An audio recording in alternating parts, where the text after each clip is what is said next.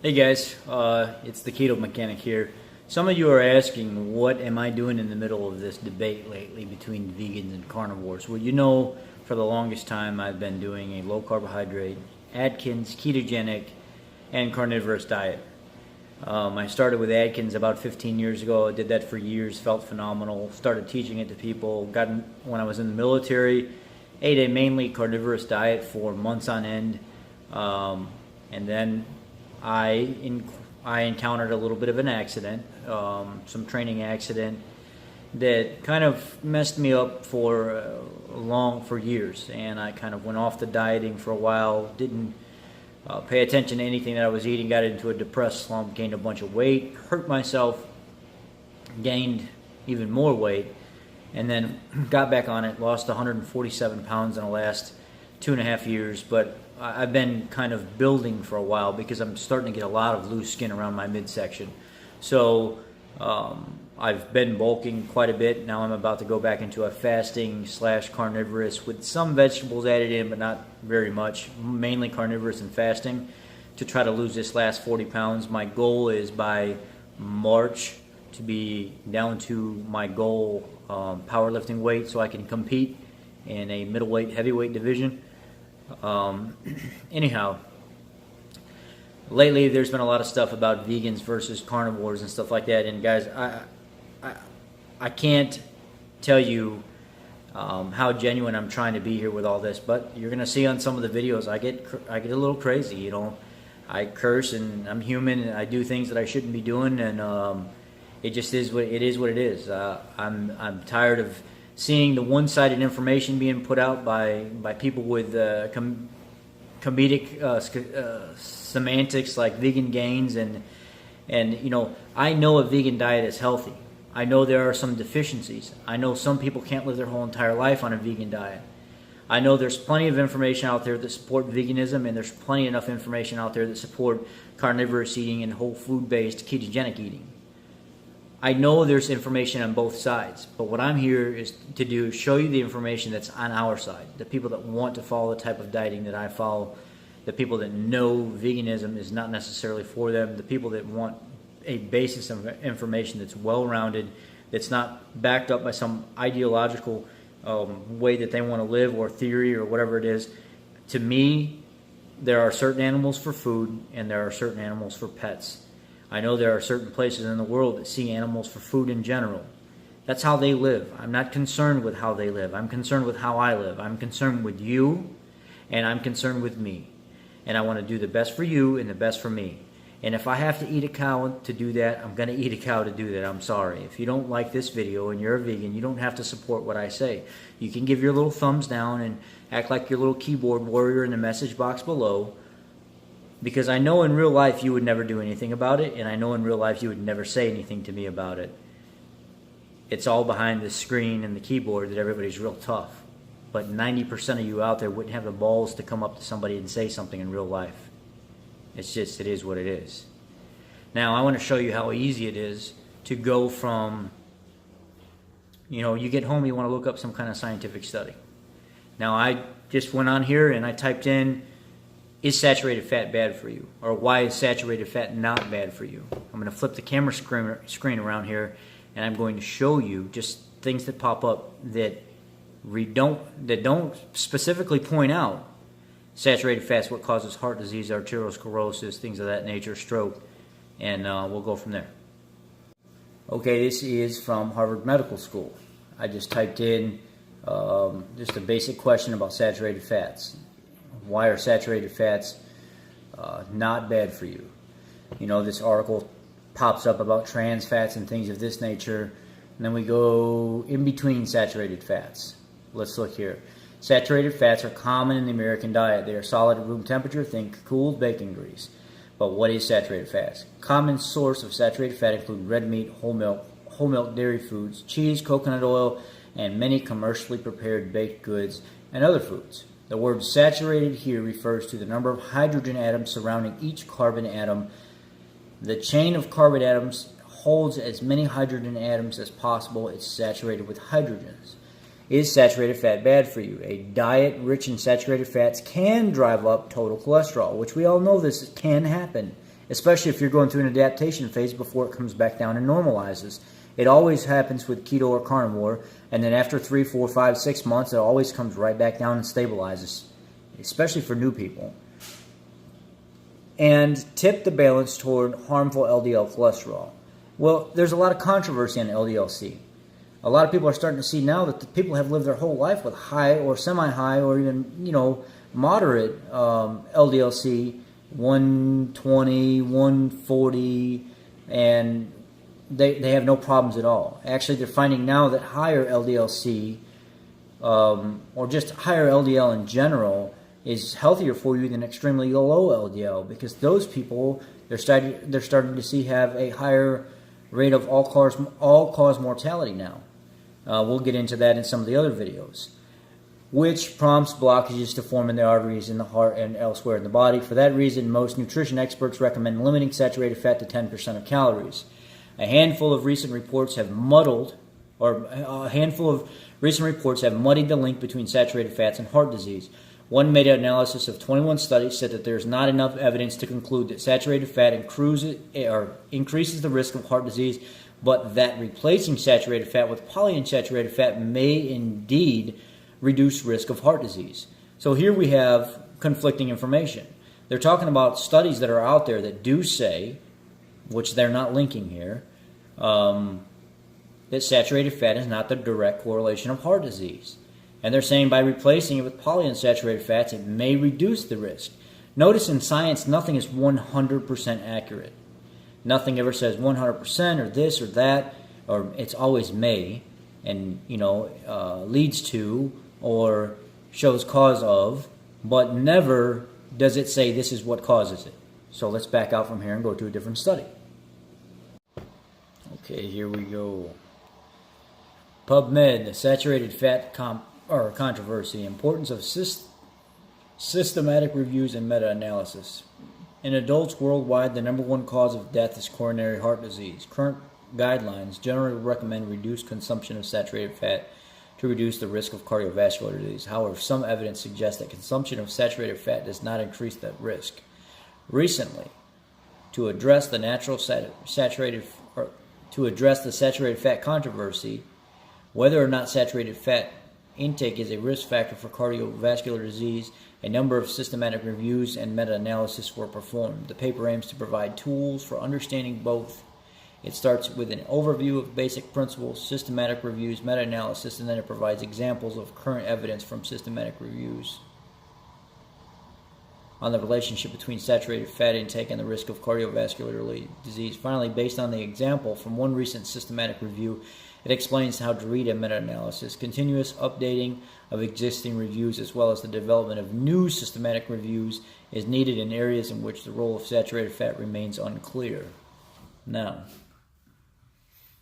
if I want to... Okay, I got one for you. The evidence for saturated fat and for... Here we go. Right up here. PubMed. Let's see here. Dietary guidelines continue to recommend restricting the intake of saturated fats. This recommendation follows larger from the observation that saturated fats can raise levels of total serum cholesterol, thereby putatively increasing the risk of atherosclerotic coronary heart disease. However, total cholesterol is only modestly associated with coronary heart disease, and more important than total level of cholesterol in the blood may be the number of size of low-density lipoprotein particles that contain it. As for saturated fat, these fats are a diverse class of compounds. Different fats may have different effects on LDL and on broader coronary heart disease risk based on the specific saturated fatty acids they contain. Importantly, though, people eat foods, not isolated fatty acids. Some foods, sources of saturated fatty acids, may pose no risk for coronary heart disease or possibly even be protective. Advice to reduce saturated fats in the diet without regard to nuances about LDL, saturated fatty acids, or dietary sources could actually increase people's risk of or coronary heart disease.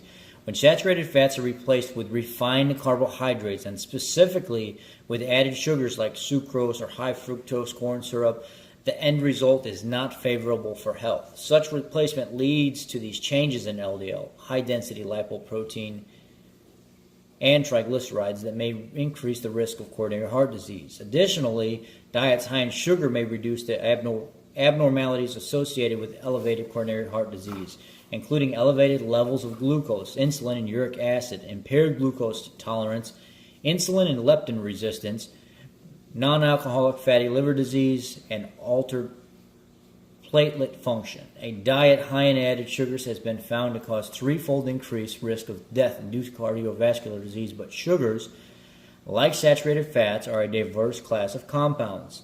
Monosaccharide, fructose, and fructose-containing sweeteners, sucrose, produce greater degrees of metabolic abnormalities than does glucose, either isolated as monomer or in chains as starch, and may present greater risk of cardiovascular disease or coronary heart disease.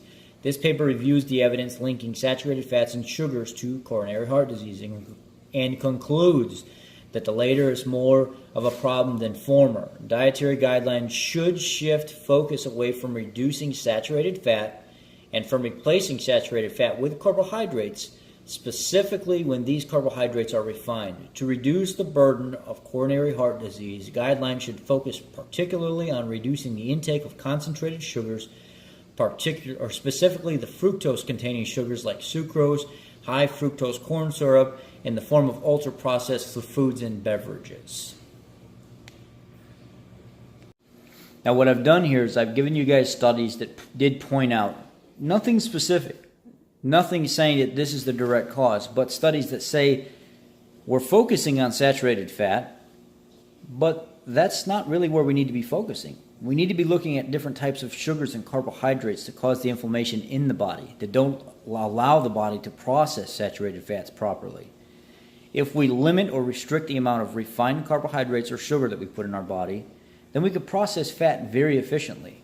I know plenty of vegan people that are on vegan keto diets that thrive, and they're so healthy and they love being on a vegan keto diet. I actually tried it for like 14 days. I made it like 9 days in, and I actually lost 7 pounds. I felt great, but the bloating was just so uncontrollable I could not continue doing it. Now, I don't think there's anything wrong with being vegan. If you're healthy and you can figure out how to get all your minerals, your vitamins and stuff in, then do it. But 90% of the vegan people I see here in front of us, they look sickly. They look terrible. The women don't. The men look like trash. The women look great. I mean, I won't lie. But they look like trash. The men look terrible. And I don't know what it is about men that go vegan, unless they're on some kind of steroid or something like that, they do not look good at all. I could cherry pick these articles. I could go to some other articles, like I have another article on here that's on my YouTube where I actually posted. I have trouble saying the name, but it's an epidemiological study that actually says right in the study that there is no proof, there is no evidence to this day that saturated fat has caused stroke, cardiovascular disease, or coronary heart disease. I'm seeing if I can pull it up right now, if I remember my login. But anyhow, I don't have a problem with what you guys do.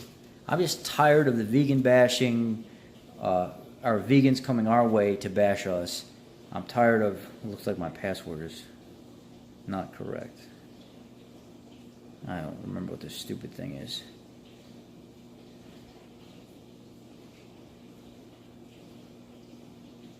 Anyhow, what I'll do is I'll take that study and I'll post it in the description box below if I can't get it to pop up right now.